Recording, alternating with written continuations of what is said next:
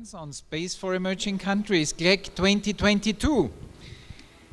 As we are in Latin America, we considered it extremely fitting that we have our last panel focusing on Latin American culture in space. And I'm pleased to welcome the moderator of this session, Bernard Vohing, who is the Executive Director of the International Lunar Exploration Working Group, and he is also the chair of the IEF so-called ITACUS committee, which is an administrative committee on the cultural utilization of space. I hope I got it right. Bernard. Bueno, muchas gracias, Cristian. Entonces, la próxima sesión va a ser sobre cultura latinoamericana en el espacio. The next session is Latin American culture in space. And we have here a panel, very diverse panel that we talk about this aspect about heritage culture, but also present culture and future culture in space. And so, as indeed, we have space application products and services that have to serve society. Society includes culture. So we have to see how we can inject culture into what we do in space. So for this, we have a panel here, and we have put them in the same order, alphabetical. So we have Miguel Ayala. He's CEO and founder of Athenian Aerospace from the US. So you can raise your hand. Then we have Nelson Wim. He's coordinator of the National Board for Education with Values and president of the Guayaquil Downtown Reactivation Committee from Ecuador. Then we have Pilar Zamora Acevedo from the Colombian Space Agency that together with Camilo Guzman Gomez that prepared a specific presentation. We have Catherine or Kat Herrera Jordan, president and co-founder of the Guatemalan Association of Space Science and Engineering. So you can recognize her.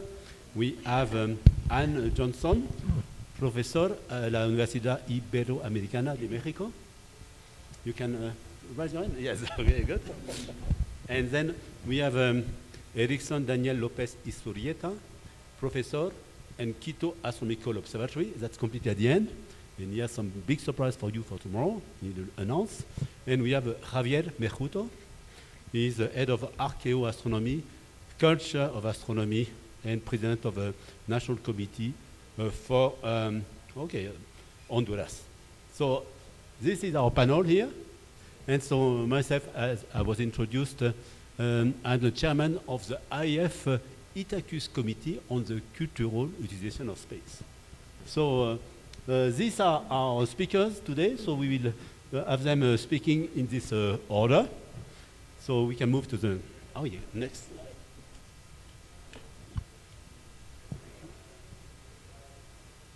So what is ITACUS? The title is Join IEF ITACUS, and today I have the pleasure to announce that we have a number of prospective members for the ITACUS committee that have contacted us, and de facto our members of the panel are going to join our ITACUS committee. So it's a committee that is contain space and cultural organization and liaison member to those, and the function is to promote and facilitate the innovative cultural utilization of space. So what we do, we have some production activities, preservation activities, representation, education and development that is conducted by this organization. We help them. We do some advocacy, and we try to establish a hub for communication, dialogue, promoting some products. And in particular, we sponsor some projects. Some of the Cosmica. Cosmica is a yearly event that we organize sometime during the ISC, during the IEF Spring Committee meetings, or also in any country, like in Mexico. We have a number of events. We have the Art Moon Mars platform that we have started. We have the Republic on the Moon event and Moon Gallery. I'll describe later. So here are some slideshow of some activities which were started by ITACUS. For instance, we had an ESA topical team on cultural utilization of space. We organize events where we bring artists, cultural actors in some technical place, like we had at ESTEC. We had also concerts or performances. So also more recently, we have been working with Space Renaissance International. That's a foundation that is developing civilian space development and that has joined IAF as a member last year. And so here, a number of activities that we have conducted over the last 10 years with Itacus sponsored project. We invited some artists and designers on the moon, as you can see here, with the Google Lunar Express lander that we had built. We put them in a zero gravity machine. We have some professional musicians joining our activities. And also we had a yearly production of a global science opera. That's something that engaged 20 classrooms all over the year, all over the world. And one of the themes was Moon Village 1 year. So, and of course we organized session at ISC. This was a GNF panel at ISC Bremen. And you see we have all age. We have built on some previous experiments that we have flown to the International Space Station for doing science or technology, and we thought we want also to invite the cultural and artistic community at large, and that's when I proposed this idea of having a gallery of art on the moon, Moon Gallery. And so we have started a project. We have made a call for artists and to put 100 pieces of art on the moon called Moon Gallery, and de facto we have organized a number of events all over the world, also attached to some IAF events or at the Glec, and where we have some of this exhibition. This exhibition is only 10 by 10 centimeters because that's a much lower cost to send it to the moon. And eventually, we bring this gallery all over the world in places that look like the moon and Mars. In Etna, Iceland, we brought it to Chile, we brought it to Hawaii. And we can bring it to your own place. And now, we have just launched in February this gallery test flight to the International Space Station. You can see it floating there in the cupola of the International Space Station.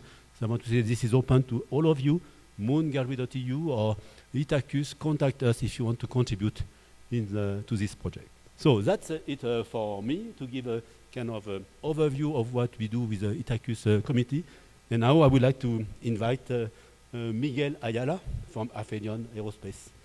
Thank you very much. So we have like 3 minutes for each of you, and then we don't hesitate to use the Slido as well to ask your questions that we will entertain. Hello? All right. Video, please, with audio.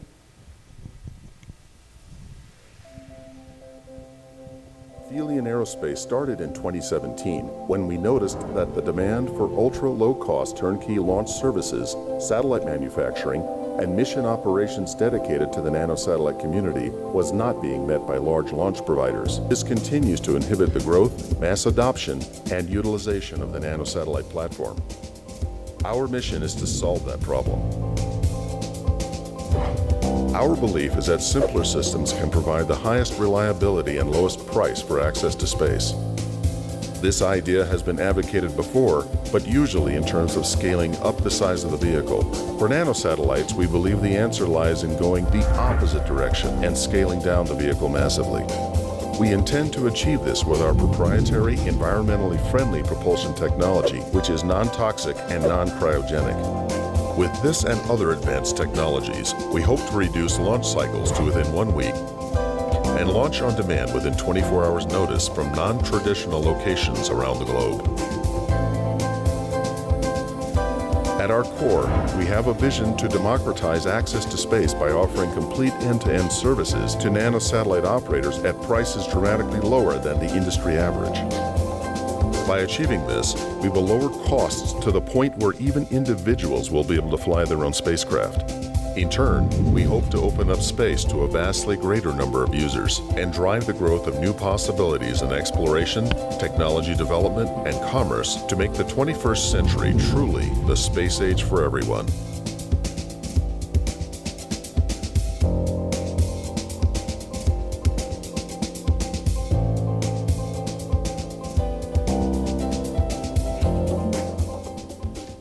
Bueno, muchas gracias por tenerme aquí. Thank you very much for inviting me to this event.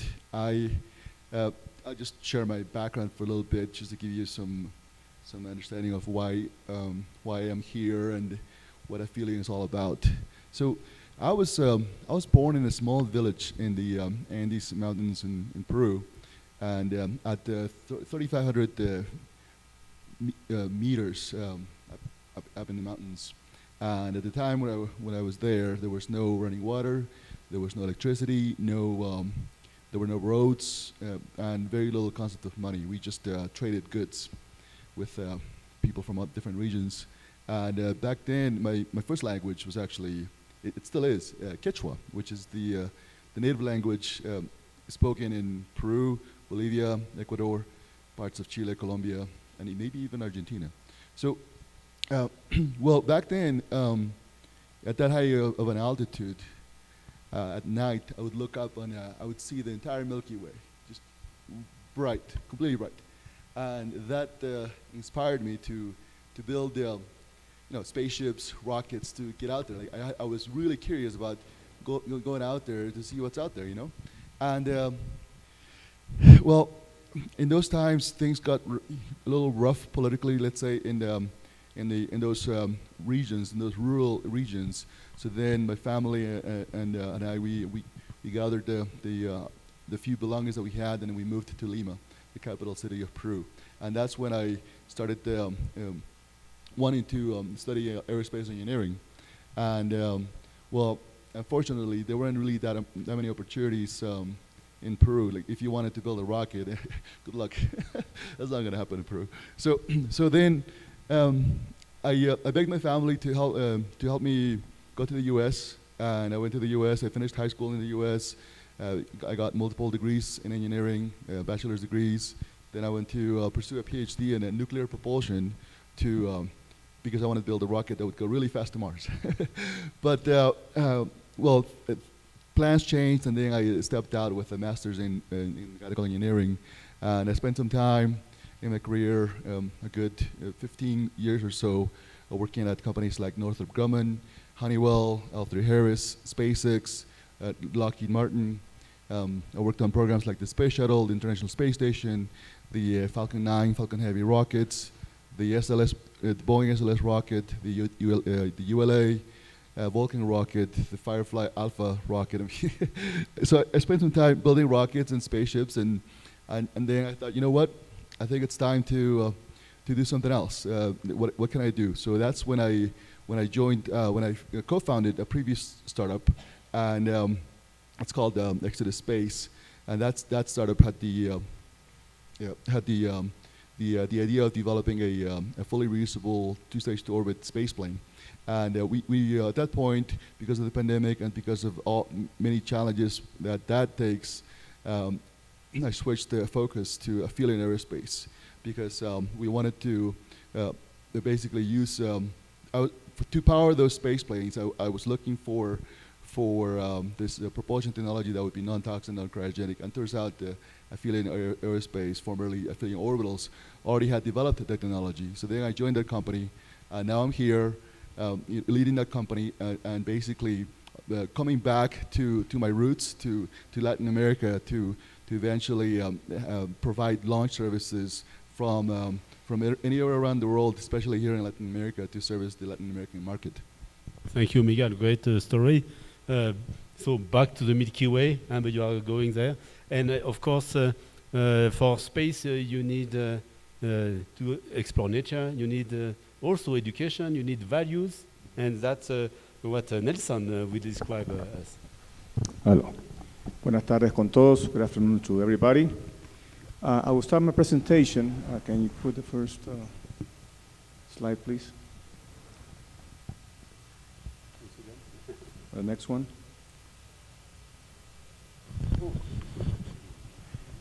Just remembering the definition of culture. The customary beliefs, social forms, such as diversions or way of life shared by people in a place or time. Set of values, conventions, or social practices. The integrated pattern of human knowledge, belief, and behavior that depends upon the capacity for learning and transmitting knowledge to succeeding generations. So art, which is an expression of culture, has been present with humans since the time of when we know of our existence through the vestiges they have left behind. The next, next. These cave paintings are not from Altamira or Lascaux. They are actually paintings that were discovered in 2019 by a joint Colombian-British team in the Colombian Amazon rainforest. They have been painted across an 8-mile stretch of rock in Chiribiquite National Park in the south of Colombia. It's believed to have 12,500 years old, and the art in this area is a once-in-a-century discovery, and it's extremely detailed and includes handprints and depictions of Ice Age megafauna that are non-existent today. The discoverers suspect the works could have been made by Paleolithic hunters who crossed the Bering land bridge into the New World from Siberia. Next one, please. That's another one of the paintings discovered in Colombia. Next one, please. Next one. Here we have the extraordinary accurate Mayan calendar. The Maya developed a detailed system of timekeeping based largely on astronomical measurements that let them time agricultural events, religious observances, and more. Their richly detailed calendar has drawn archaeological interest for decades, as both an example of Maya ingenuity and for the insights into their culture it contains. The next one, another example of art, in this case, a painting by the Ecuadorian artist Osvaldo Guayasamín called The 1,000-Faced Man. Culture expresses in numerous ways. Maybe art is the one we identify with the most. Literature, music, images, sculpture. And these expressions also include creating things we can only see in our imagination. Next one. Here we see a cosmic landscape on another planet, which is a digital artwork by Corey Ford. But culture also extends to many day-to-day conducts and activities, as it influences our perceptions of the world and therefore with our interactions with it. From food to clothes to ornamentations to social norms, culture is embedded in almost everything human, including our perception and relation with space, as we can appreciate in so many artworks over the course of mankind's existence, where we can identify celestial bodies. Talking about more terrestrial manifestations of culture, for example, in yesterday's panel about the gender gap, the participant ladies share their views and opinions about how equal rights and opportunities have improved for women in recent years, but that there's still much to do, and there are cultural aspects that need to be changed. Gastronomy is another example, where culture predisposes us to seek certain types of food and flavors related to where we live. But humans like to try new things, and that is how culture expands and surpasses frontiers, and we have cuisines that have worldwide acceptance.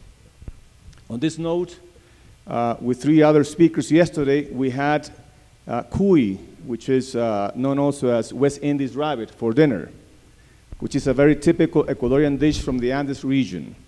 So they were exposed to this new culinary option, and the good thing is that they liked it. They're present here, the speakers. If we truly want to endure as humans, we should not only concentrate on what we need to merely survive, we also have to focus on what it takes to truly live. And when we translate this into space exploration, we can say that, of course, we require the hard science to take us to space and eventually colonize other planets. But we also need culture in all its expressions to inspire us, motivate us, give us hope, share the experiences. We have to take the best of us, the best of our culture to space, and that is a great challenge. Thank you. Thank you for your attention.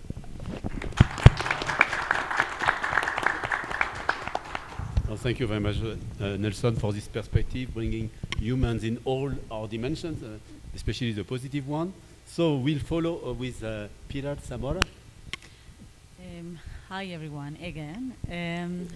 I talk represented the Sergio Arboleda University, and to Camilo Guzman is a professor that want to come here, but unfortunately he can't come. The contribution of the University Arboleda to the culture in the space is in the Colombian space more. It's very important. The University Arboleda born in the 1980 and now has a great contributions. Was the first university that sent. I'm sorry. Can you take? Was the first university that launched a CubeSat in Colombia. The name was Libertad Uno, Libertad 1, and was the pioneers in satellite activity with the launch of that CubeSat. Was the first in the history of in Colombia, but happened some special with the University Sergio Arboleda, because it's historically was an university for lawyers. It's my university. When we start to study in the university, was in every material that I study, the more important ever was the culture, the history, and about the lawyers that we need to know all about the cultures in the world, have more knowledge about all science that we learn. And I think that with that perspective, the university push many great professionals today in Colombia. Now it's the University of the President in Colombia, and I think that now are working for the space. How work in the space? Has a great planetarium and observatory center in Bogota, and participate in the more than 50 conferences on the top topics in Colombia with astronomy, astronauts, philosophers, and artists, and create the career and the master's degree engineering in space topics. And this is very interesting because I remember again that it's start like a university for lawyers, no? And everybody say that the lawyers we are very extraordinary for the space system or ecosystem, but with that vision was different, because we learned that we can do whatever we want to do, and in whatever space, like the space. So the university is very important in Colombia, and has a great leadership in all areas in Latin America about the academia. Has a great contribution from the law school, of course.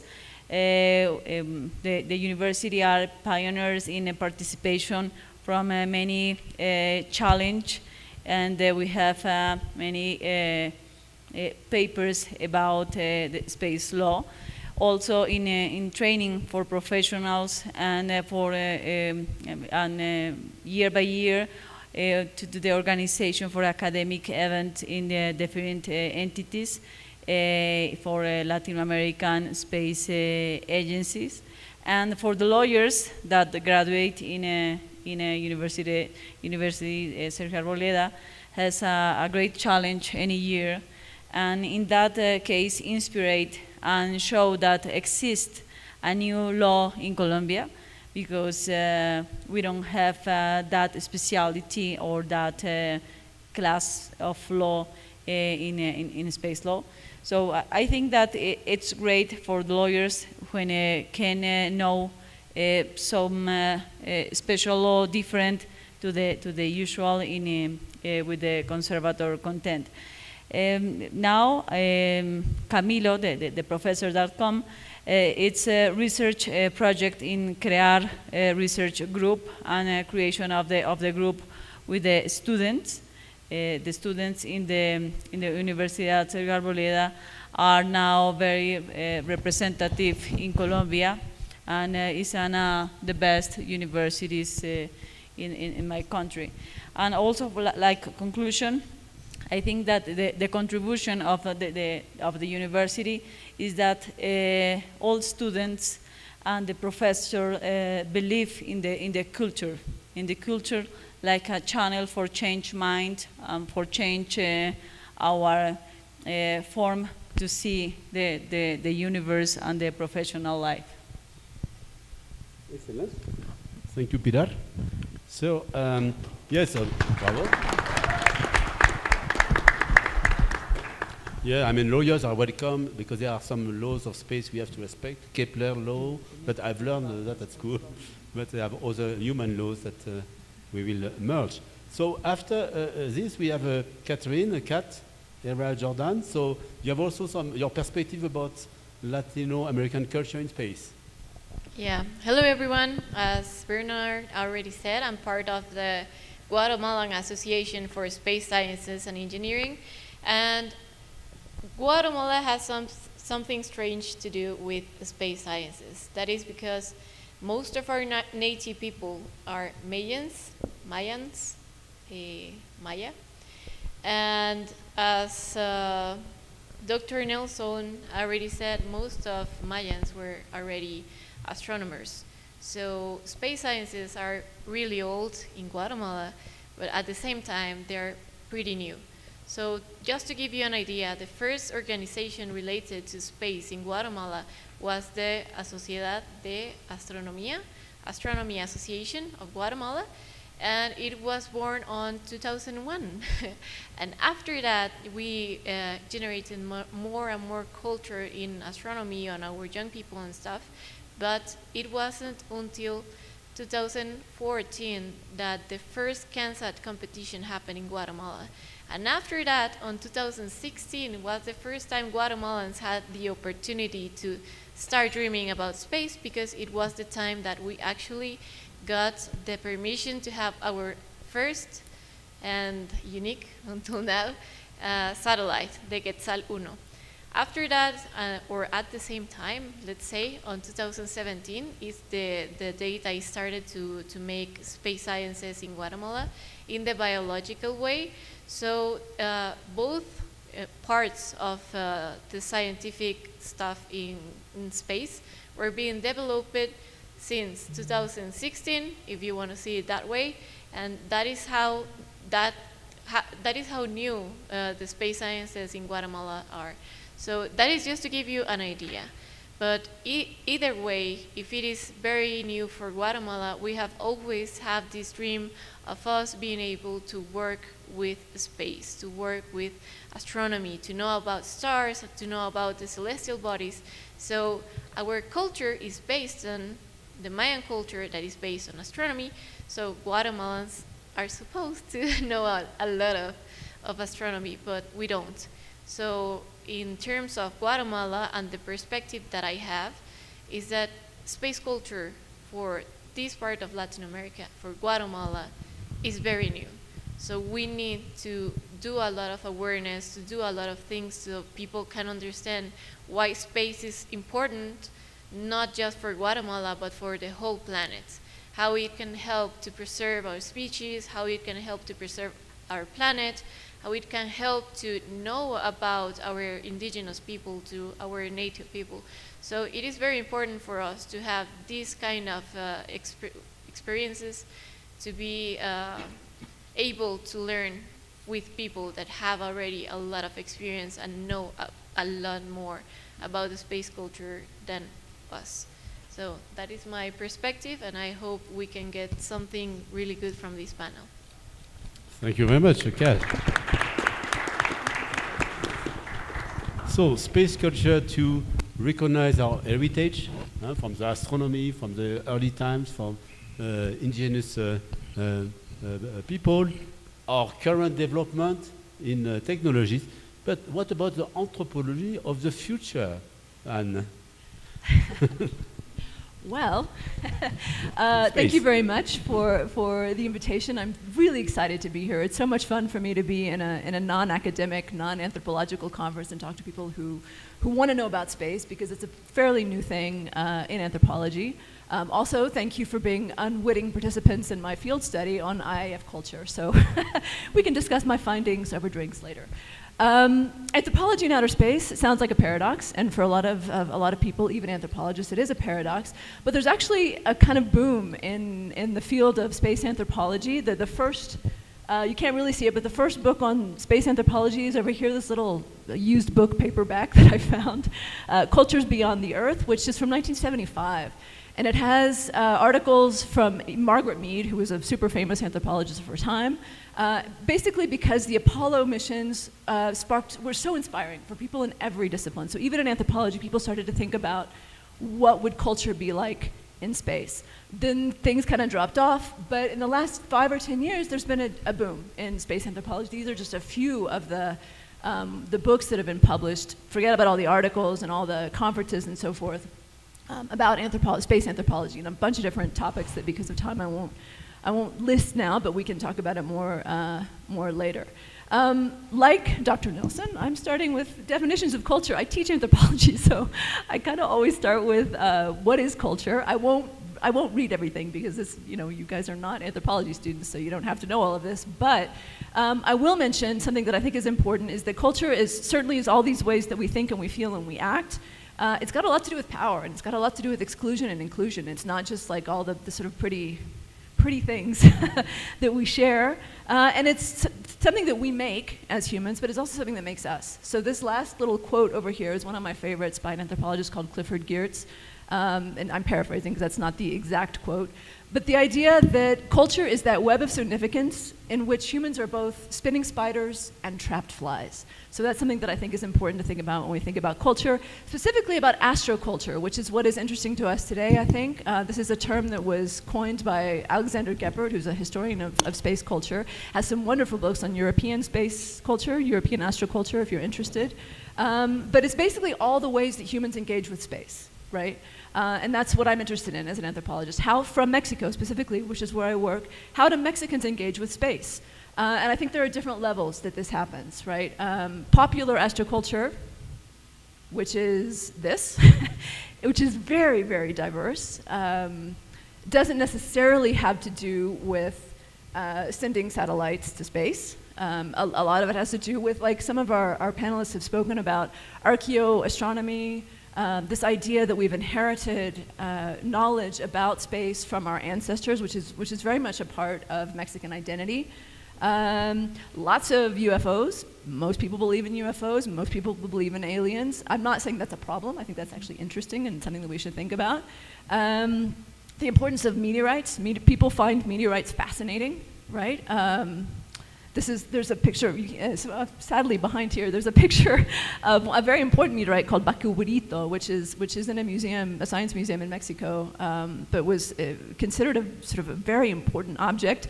Other objects that fall from the sky, this is a piece of space junk that maybe some of you can like identify, because I have no idea what it is, and the people who found it have no idea what it is. It's in a community museum in Baja California. It just fell out of the sky in 2000.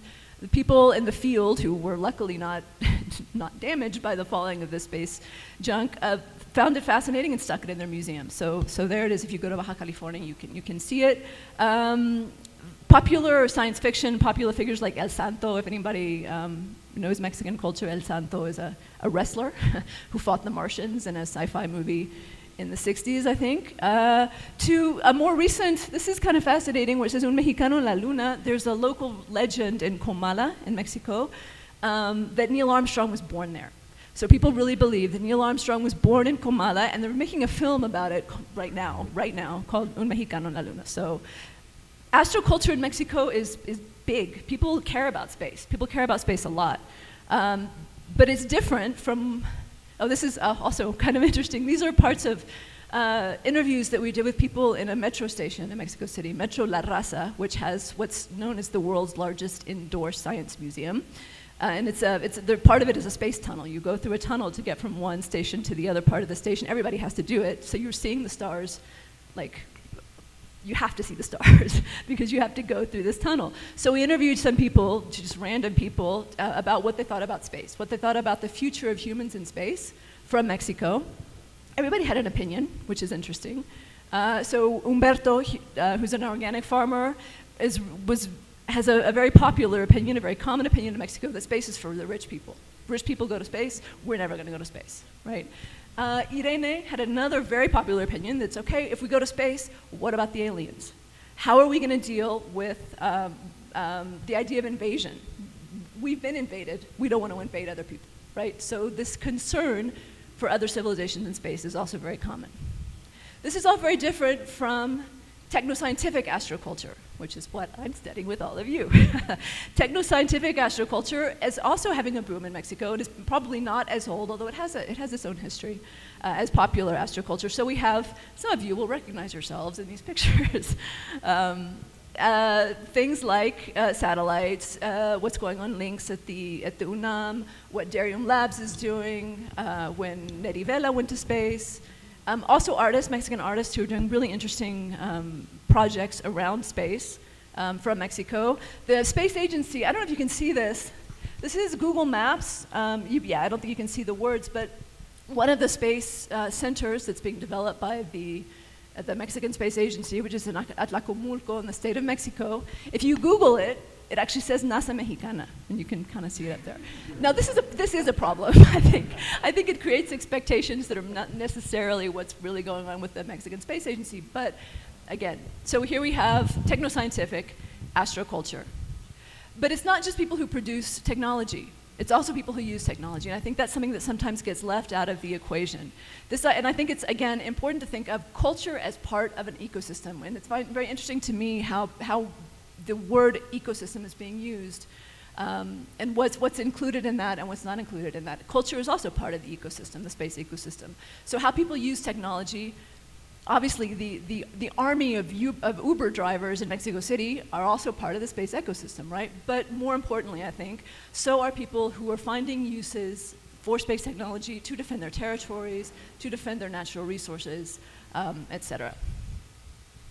The other sort of aspect of this that I'm really interested in is what I'm calling astrofuturism, Mexican astrofuturism, which are sort of specific projects that combine popular astroculture and technoscientific astroculture to imagine different futures in space from Mexico. These are some of the images that are from the Mexican Space Agency sponsors a space art contest every year, and these are some of the entries from the space art contest. You can see this combination of kind of the past and the present and the future, which I think is really interesting. And the last two projects I wanted to mention are also art projects. One of them is the Autonomous Intergalactic Space Agency, which was a project by Italian artist Rigo 23 in collaboration with Zapatista artists in Chiapas, where they created a spaceship built like a mazorca, an ear of corn. But the idea was to think about what social organization could be in space in a different way. So how would you replicate Zapatista social organization, which is very horizontal and very environmentally oriented, Earth-oriented, really. How would you do that in space? And the other is this project called, which is from a group called Mars Archive, marsarchive.org, if you want to look it up, who has a workshop called Marte Tenochtitlan. For those of you who don't speak Spanish, Marte is Mars in Spanish. Tenochtitlan was the capital of the Aztec Empire. So the workshop has to do with imagining what the foundation of a Mexican city on Mars would look like. And there have been a couple of iterations in an urban environment. And the last one, which is going on right now, which is the one that's most interesting to me, is with indigenous students, BA students in Guerrero, Nahua students. They could care less about Tenochtitlan, actually kind of anti-Tenochtitlan, it's a whole historical thing. What they're interested in, again, is what would social organization be like? And so they've been very inspired by the idea of Mars as the chance to start again, as a chance to found a utopia, and what would that utopia look like, based on the problems that they have right now, political and social problems. So they're very interested in thinking about what a society on Mars would be like with no corruption, right? With caring about the environment, with having leaders who didn't want to get reelected. So they have a whole idea about how the architecture would have to be for that kind of political representation to exist, how big those communities could be, how small they would have to be. I really encourage you to look up Mars Archive online because it's a really fascinating project. And I will conclude just sort of with the takeaways, I guess, of what I want to say. Culture is complicated. It exists at different scales. There's this idea of sort of for all mankind, which you all have spoken about, this idea of this universal human culture. But culture is always in a place, right? Culture is always from somewhere. So we have popular astroculture, we also have this techno-scientific astroculture, which is kind of a microculture is another way to think about it. It's very important, I think, to look at these cultures from the margin, from emerging countries, right? Because they provide other ways of thinking. They provide ways of thinking about how we can do things differently in space. Alternative forms of becoming post-planetary, which is one of those super theoretical terms, but I think it's interesting to think about what it means to be a post-planetary society. And for everybody that I've talked to in Mexico, it's really Earth that matters. Space inspires, but it's Earth. Earth is what matters most. So thank you very much for your time. Thank you very much. Yeah, in fact, Itacus and also our Art on Mars platform worked with a number of architects, artists, scientists all together, and they worked on some exercise. For example, we had something with the School of Applied Art, and they proposed a program, King of the Moon, King of Mars, and then Republic of the Moon, with a moon village as well, so which tries also to develop this humanistic aspect or space renaissance. There are plenty of ideas and discussion of what will be our society, how we will govern it, and what will be the role of culture and art there. So let's move on to, maybe we go to Javier now, so which he will talk about the archaeoastronomy and also the cultural astronomy aspect of space. Good evening, everyone. Thank you for the invitation to be in the panel. It's my pleasure to share with these colleagues the showing how we can contribute from Latin American to culture in space. And if we talk about culture, we cannot begin in other way that by referring. What's the problem with the technical issues? Yeah.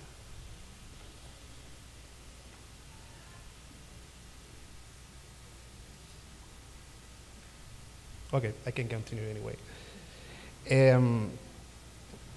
I was saying that we cannot begin in other way that by referring to the fact that Latin America is multicultural in a very, very high degree.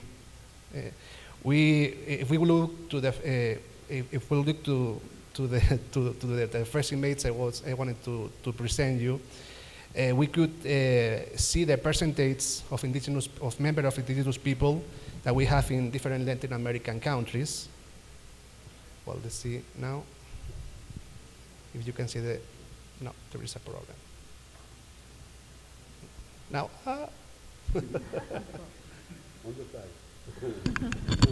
This was a flyby of a slide. Anyway, that's because I'm the last one, and that's what they want me to finish now. Yeah. So I was saying that, for example, Ecuador, as we are close to the 50% of the population, indigenous population, and cases as Guatemala, Paraguay, Bolivia, they far exceeded this 50% of the population as indigenous population.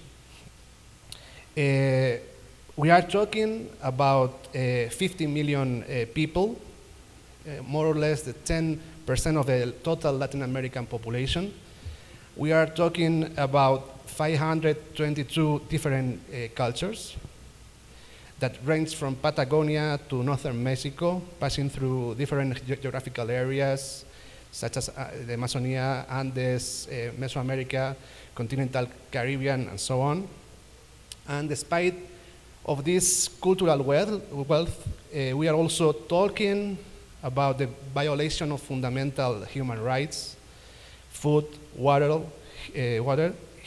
health, and education, traditional land tenure conflicts, a strong situation of social exclusion, impossibility of risk and disaster management, and of course, exclusion from knowledge, including space exploration and space knowledge. We must understand, let's see what happened now, again, anyway.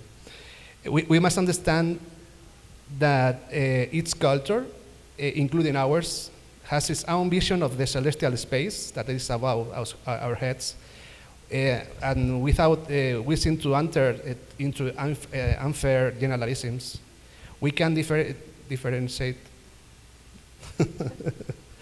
We can differentiate our vision of a space as something static that must be studied in order to know it. In short, is an object of study. For the majority of native peoples, the sky is dynamic place. It's a dynamic place with which they have a dialogical relationship in which human desires and fears are projected. Human being learns and structures a large part of his society looking at the sky's order. In short, the sky is observed to learn about its order and structure, unlike is the case today in our culture, in which our goal is to use resources to exhaustion. The ancestral astronomical knowledge is based on coexistence with nature. When we talk about space exploration, large technological projects related to space or spatial knowledge itself, that's a pity because I have another picture in here. We must ask ourselves, is the space really for everyone? I think that at the present, of course, it is not. We can give the example of the Meteoritic conflict between the TMT. The next one, please. Thank you. The Meteoritic TMT conflict in Hawaii, where concepts such as development prevail, a clearly cultural concept, and I recommend, I have not so much time for going in depth in here, but I recommend you that if you can, and if you are interested, to look for these two projects, the TMT, the 30-meter telescope, and the SKA, the Square Kilometer Array project, are two different projects. The first one is in Hawaii, as you know, and with the Kanaka Maoli indigenous people involved, and the SKA astronomical space project with the Engiman indigenous people in Australia and South Africa. There are very different objectives, and they included the indigenous people very different, with very different objectives and results in each of the projects. I recommend you, if you can and if you're interested, to look for it in the internet. To this end, we must promote the development of cultural competences in the actors of space projects. I would like to end my intervention with a reflection. From this cultural point of view, our vision of the universe is only one of all those that coexist on our planet. We cannot take our Latin American culture to space, forgetting this heritage, not only for us, but for humanity. If we do, we will lose a big part of what makes us human, our diversity. We cannot worry about how to get to space and forget about why. For our citizens, our peoples, we should get to space with our feet on Earth. Thank you very much. Thank you. Yeah, so sharing the cosmos, sharing space with a local citizen. And okay, you mentioned astronomy in Hawaii, but of course in Latin America we have the best telescope in the world. Actually, I've been working in one of them 3 years at the European Southern Observatory in Chile. And but we have quite a number of facilities in various countries, and they are great places also to share with the public what we know about the universe and knowledge, and also the next step in exploration. And for this, I'm happy to have with us Erickson Daniel Lopez Istuvieta, the director of the National Observatory of Ecuador.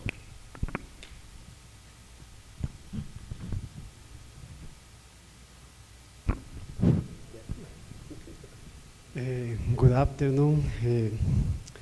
Thank you for having me here. I would like to talk a little bit about the astronomy in Ecuador, about the Quito Astronomical Observatory. The same topics, the space. What we do here in Ecuador, it's possible to the pictures. I have a presentation. No? It's possible to see there? No? Nothing? Oh, it's necessary to show some picture because I have a very nice picture of the as observatory. This is one of the oldest observatory in Ecuador. Yeah, I can share you, but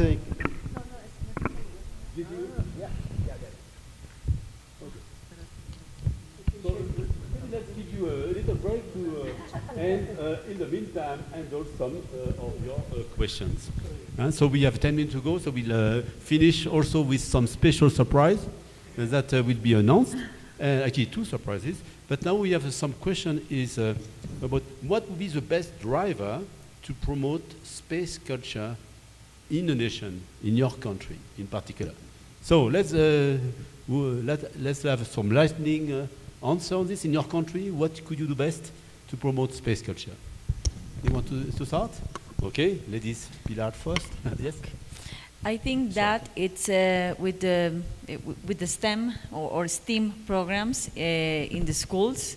I see, for example, that in the primary studies, when you show to the kids materials about the universe and about the science, but about the place that they can build, you really can inspire. One. Second, I think that in the professional youngs, I think that we can inspire with if we can communicate what we are doing in our countries, and giving, of course, opportunities for internships, for example, to other places. We can really inspire in that place, for example, and enjoy that are the Brazilian Space Agency here. Colombia and Brazil, now we have an internship for young people, and the next month from Colombia we send 5 engineers to work in Brazilian Space Agency. So I know that with this class of cases, they involve, no? They really need it. They really not just involve. They have certainly that they can work in our space. So with education. Excellent. So let's see your view.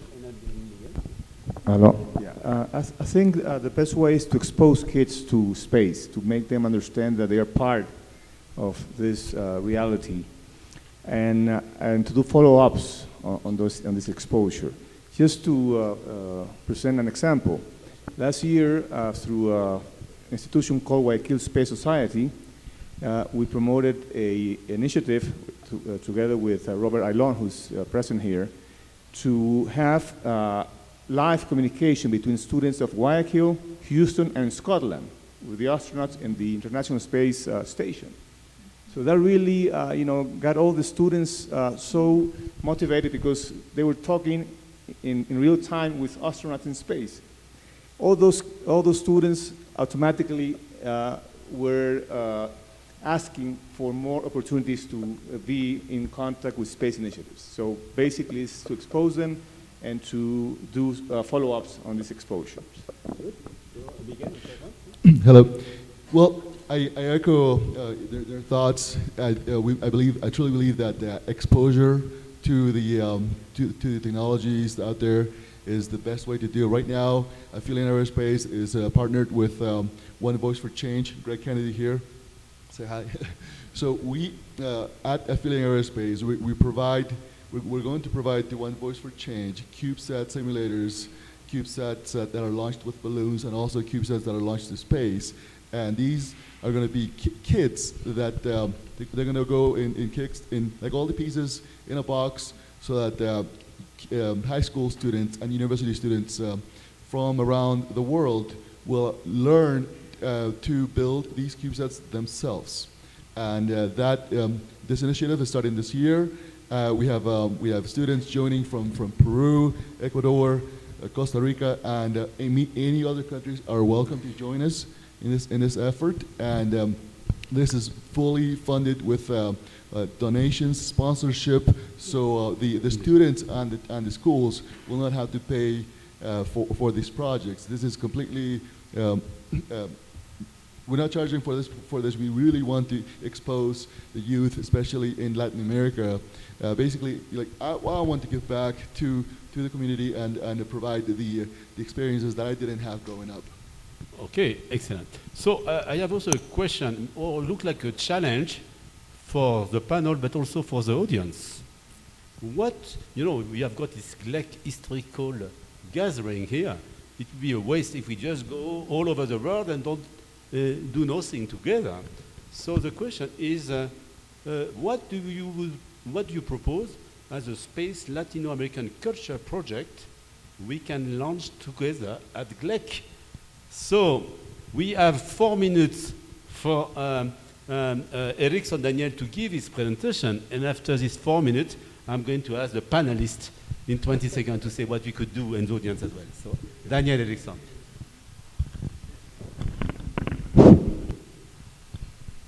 Now it's ready. Thank you so much. Sorry for that, but I would like to show you some beautiful pictures about this historical observatory. For that reason, ask for this presentation. Thank you. Here we have, I wish to thank the organizers of this important conference that has given us the opportunity to come into contact with the space and astronautics community of great value to developing countries like Ecuador. Congratulations for the excellent organization that has made this successful event. Thank you also for having me here in part of this panel. And this is the old observatory. This observatory was founded in 1873 during the presidency of one of the presidents, Gabriel Garcia Moreno, with totally resources of Ecuadorian resources. It was designed by the German astronomer Joan Bautista Mente, who was also the first director of this observatory. This is the one oldest observatory in South America. Is very well preserved, and you can see here, like this building looks currently. This observatory belongs to the National Polytechnic School. This is one of the most prestigious universities here in Ecuador. And we have in these towers large telescopes. Let me change. Large telescopes like this one. This is the old Meridian telescope. It's very nice instruments. And now it's in exhibition inside of the museum that we have there.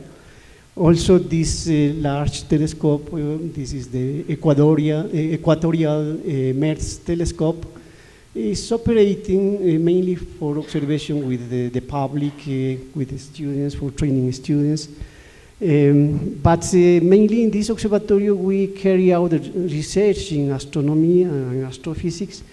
And in this institution, framed in the different branches of the astronomy, we are involved in the fields like the high energy astrophysics, the radio astronomy, galaxies, astrophysical plasma, cosmology, exoplanets, and space weather. We do a lot of activities, research activities inside of the astronomy.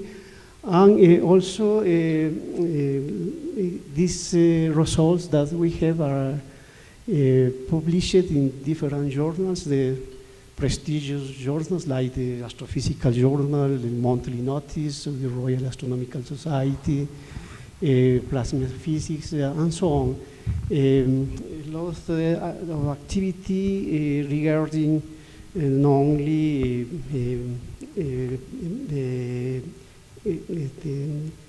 how do you say, galaxies, also exoplanets and compact objects.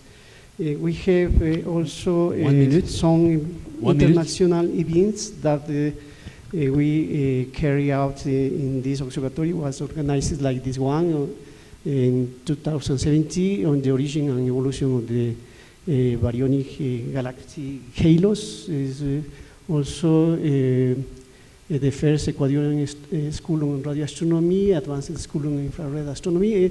A lot of interesting events, scientific events, with the participation of many people from around the world. One of the interesting activities that we have is the organization of the Ecuadorian School on Astronomy and Astrophysics. This is an initiative of the observatory and carry out every year. In this summer will be the 8th school. In this school participate students from university, college, and science enthusiasts. They are active in this event. The outreach activities, the National Astronomical Observatory combine research work with the popularization of the astronomy. In this way, physicists, astrophysicists, engineers are dedicated to promoting and encouraging the love for the astronomy. We have also this program to training, let me to see, the Astronomical Museum that we have.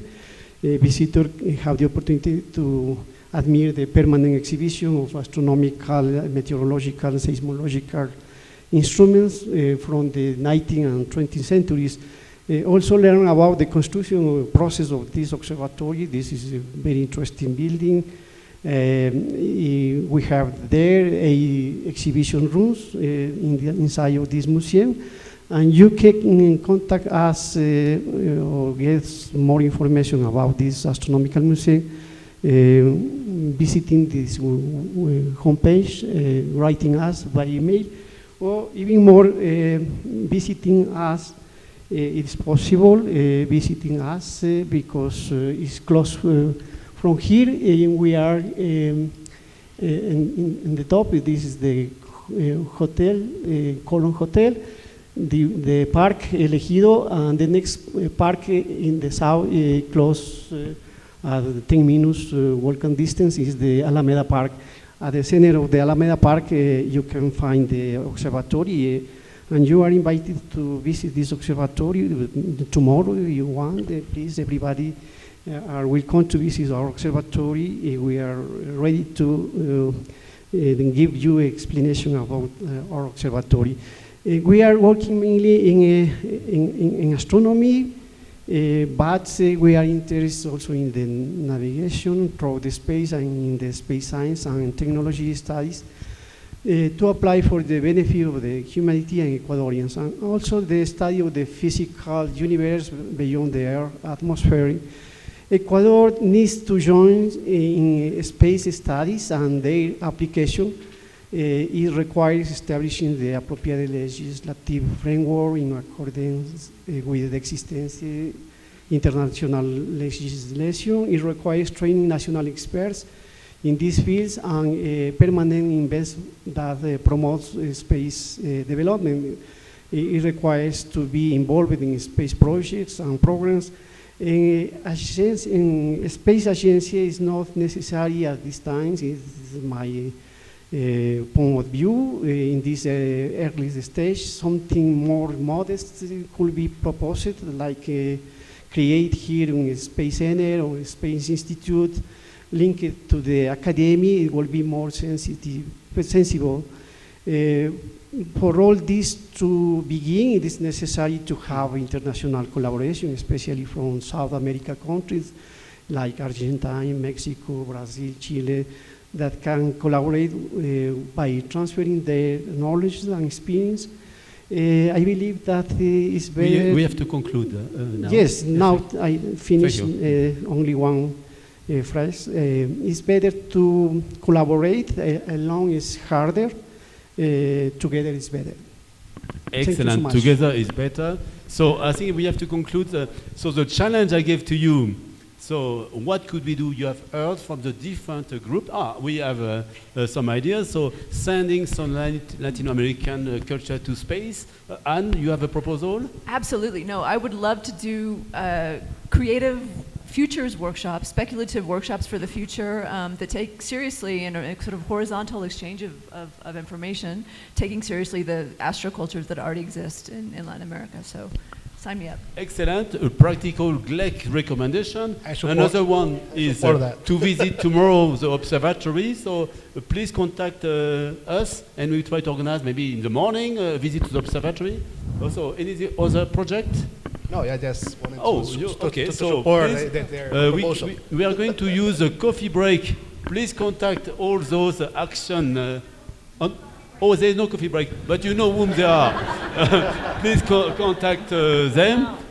One other project I have presented, Moon Gallery, we are calling for input. So we want to have at least one artwork from each Latino American country. We want to have one from Glec. So try to work on a proposal, and we can send that in orbit and possibly to the moon within 2 years. So that's what we plan to do. I want to thank very much our panels, large diversity, many point of view, but I think a lot to do when we include culture and art in developing our humanities beyond Earth's planet. So thank you very much to all of you for your patience and let's thank the panelists. So no coffee break.